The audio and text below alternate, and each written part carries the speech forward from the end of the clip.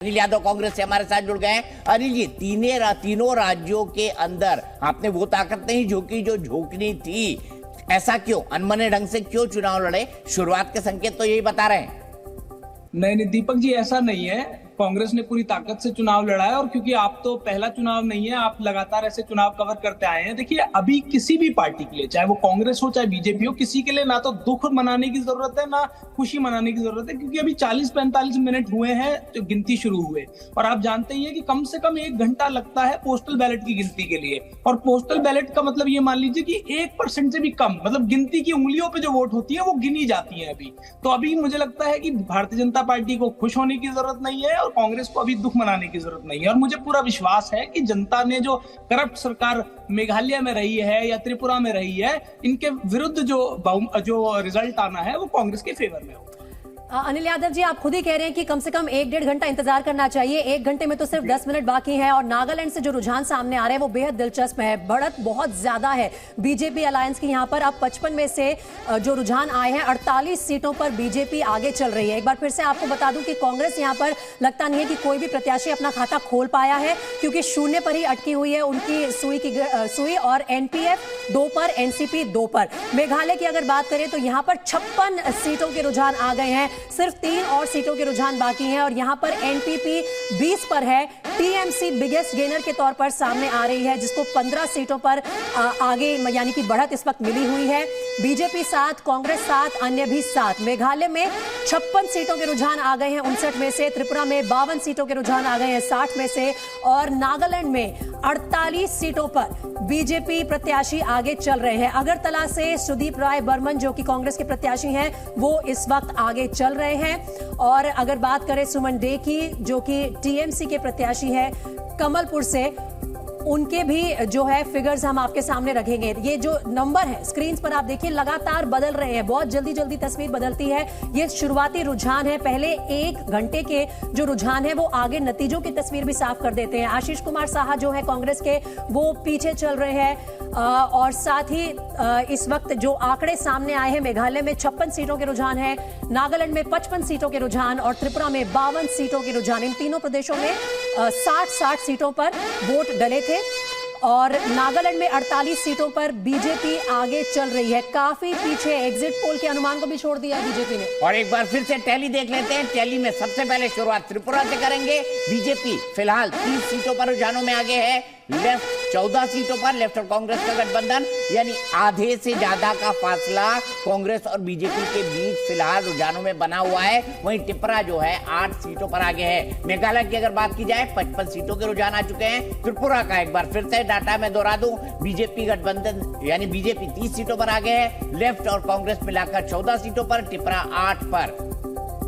ये देखिए, दूसरी बात मेघालय की करते हैं। मेघालय में बीजेपी 7 पर, कांग्रेस 7 पर, एनपीपी 20 पर, टीएमसी 15 पर और अदर 7 पर। तो मेघालय में हम ये सिंगली की तरफ बढ़ रहे हैं। जी न्यूज और मेट्राइज ने जो प्रेडिक्ट किया था, ठीक उसी के तर्ज पर ये परिणाम जाते हुए दिखाई दे रहे हैं। हमने कहा था नागालैंड और त्रिपुरा बीजेपी स्पष्ट बहुमत की सरकार बनाएगी, उसी तरफ बढ़ रही है। और वही मेघालय की अगर बात की जाए तो मेघालय में हंग जो असेंबली है वो आती हुई दिखाई देगी, लेकिन सेंटर के साथ जाता है स्टेट नॉर्थ ईस्ट का, नॉर्थ ईस्टर्न स्टेट, तो ऐसे में बीजेपी को सरकार बनाने में बेहद आसानी होगी।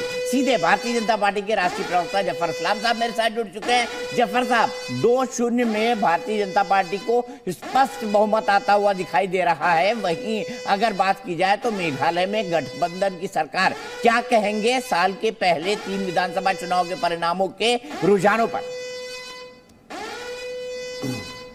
देखिए, जिस तरह से हमने विकास किया है नॉर्थ ईस्ट में, जिस तरह से हमने अमन और पीस कायम किया है, जिस तरह से हमने एक ऐसे स्टेट को, पूरे नॉर्थ ईस्टर्न स्टेट्स को, जिस तरह से वहाँ पर आए दिन बॉर्डर प्रॉब्लम, ये डिस्प्यूट वो डिस्प्यूट, सबका रेजोल्यूशन निकाला है, और जिस तरह से विकास के दौड़ में उसको आगे किया है, और फोकस रहा है सिर्फ प्रधानमंत्री अकेले 51 टाइम्स गए हैं वहां पर, जो कि सब प्रधानमंत्री पिछले सालों साल से जब इंडिपेंडेंस से निकाल दिए तो उतनी बार नहीं गए। हर 15 दिन पे एक जो है हमारा जो रिप्रेजेंटेटिव कैबिनेट मिनिस्टर सरकार का वहां जाता है और रेगुलर इंटरेक्शन होता है। उससे जाहिर है कि भारतीय जनता पार्टी एक बहुत बड़ी ताकत बन के उभरी है, ताकत इसलिए नहीं कहता हूं कि पॉलिटिकल ताकत इसलिए कि लोगों का जो मन जीतने में कामयाब है, कॉन्फिडेंस जीतने में कामयाब है। मैं एक मिनट के लिए जफर भाई आपको रोकूंगा। देखिए नागालैंड में बड़े रुझान सामने आ रहे हैं। जफर भाई मैं एक मिनट के लिए आपको रोकूंगा। 55 सीटों के रुझान आ चुके हैं। बीजेपी गठबंधन, बीजेपी और जो एनपीडीएफ है वो मिलकर टोटल 48 सीटों पर आगे हो चुके हैं। 48 सीटों पर नागालैंड में, यानी छप्पर फाड़ के एनडीए को नागालैंड में बहुमत मिलता हुआ दिखाई दे रहा है। वहीं अगर नागालैंड, एक बार फिर से मैं बता दूं, 48 सीटों पर एनडीए आगे है। नेफ्यू रियो मुख्यमंत्री बनेंगे। नागालैंड में कांग्रेस का खाता भी नहीं खुला है। वहीं मेघालय, क्विकली मेघालय भी दिखा दीजिए। मेघालय दिखाइए। मेघालय के अंदर भी कांग्रेस जो पिछले चुनाव में सबसे बड़ी पॉलिटिकल पार्टी थी, अब तीसरे या चौथे नंबर पर रहना पड़ेगा उसे, ऐसा फिलहाल दिखाई दे रहा है। मेघालय में 7 सीटों पर बीजेपी आगे, कांग्रेस 7 सीटों पर आगे, एनपीपी 20 पर, टीएमसी 13 पर, अन्य 9 पर। रुझानों में अब तक जो है नागालैंड में कांग्रेस को एक भी सीट नहीं। वहीं अगर त्रिपुरा की बात की जाए तो त्रिपुरा में बीजेपी 30 सीटों पर रुझानों में आगे चल रही है। लेफ्ट और कांग्रेस 14 सीटों पर, त्रिपुरा जो है 8 सीटों पर, और अदर्स के खाते में 0 सीट जा रही है। जफर भाई अपनी बात खत्म कीजिए। आप कह रहे थे प्रधानमंत्री लगभग 51 बार नॉर्थ ईस्ट गए पिछले 5 सालों के दरमियान। देखिए मैं ये कह रहा था कि जो फोकस्ड अप्रोच पहले जो सरकारें रही है उनका कभी फोकस रहा ही नहीं है। वो डिवाइड करके चले, हम डिवाइन करके चले। उसको हमारा अप्रोच ऐसा फर्क पड़ा हमारा अप्रोच पे कि हमने वहाँ के समस्याओं का समाधान निकाला। जितने बॉर्डर डिस्प्यूट थे, जैसे बाकी जो वहाँ पर डिसरप्शंस था, वहाँ पर टेररिज्म था, वहाँ पर जो तकलीफें थी, सबका समाधान निकाला। तो आज रिजल्ट भी आपके सामने दिख रहा है। वहाँ जनता खुश है। हमने स्कूल खोले, कितने वहाँ पर ट्राइबल एरियाज में स्कूल खोले। नए बजट पे आप देखिए 38,800 टीचर्स का अनाउंसमेंट हुआ है। ऐसे बहुत सारे इनिशिएटिव लिए जिसके कारण लोगों का मन जीतने में कामयाब है। और आदरणीय प्रधानमंत्री जी का एकदम फोकस अप्रोच है कि एनडीए की सरकार वहां के विकास के लिए काम करेगी, विकास के पटरी पे वहां के स्टेट्स को लाएगी और वहां के लोगों के लिए जिंदगी में एक रिमार्केबल चेंज लाएगी। वो दिखने लगा है। इसलिए लोग अब हर पार्टियों को जिन्होंने उनको धोखा दिया है उसको धोखा देकर हटाया है। अब प्रधानमंत्री का जो संदेश है, लगता है कि पूर्वोत्तर के लोगों ने पूरे दिल से कबूल किया है। एक बार फिर से तस्वीर बता दूं, मेघालय में 59 में से 57 सीटों पर रुझान सामने आ गए हैं, और वहीं नागालैंड में 60 में से 55 सीटों पर रुझान सामने आए हैं। 48 सीटों पर बीजेपी आगे चल रही है। पिछले चुनाव में भी खाता नहीं खुला था बताया जा रहा है कांग्रेस का, और इस वक्त नागालैंड में कांग्रेस को झटका मिलता हुआ नजर आ रहा है। तो 57 जो है मेघालय की सीटें, उनके रुझान आ गए हैं। यहाँ पर एनपीपी अब 21 पर आगे चल रही है। बीजेपी और कांग्रेस दोनों 7-7 पर है। टीएमसी 15 से घटकर अब 13 पर इनके प्रत्याशी आगे चल रहे हैं।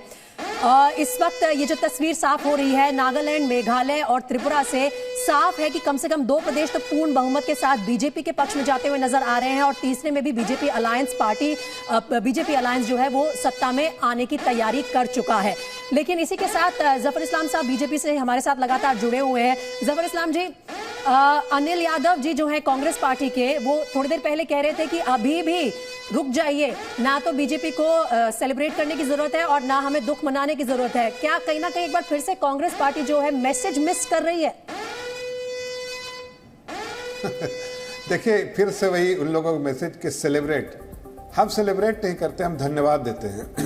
हमारी परंपरा रही है पार्टी की कि हम लोगों का जो कॉन्फिडेंस है, जो विश्वास है, जो हमने स्नेह और आशीर्वाद दिया है, उसके लिए हम धन्यवाद करते हैं। सेलिब्रेशन क्या है? हम उनके लिए काम करेंगे, सेवा करेंगे, यही हमारी मंशा होती है। आदरणीय प्रधानमंत्री जी ने कहा है कि मैं प्रधान सेवक होते हुए भी मैं सबसे पहले कार्यकर्ता हूं, और कार्यकर्ता की जिम्मेदारी होती है कि लोगों की सेवा करना। इसलिए हमने उन लोगों का मन जीता है। हमने जो प्रभाव डाला पार्टी का, जो हमारे लीडरशिप के जो वहां पर जो अप्रोच रहा, उससे जो लोगों के दिल में जो प्रभाव डाला, उसका नतीजा आज आपके सामने दिख रहा है।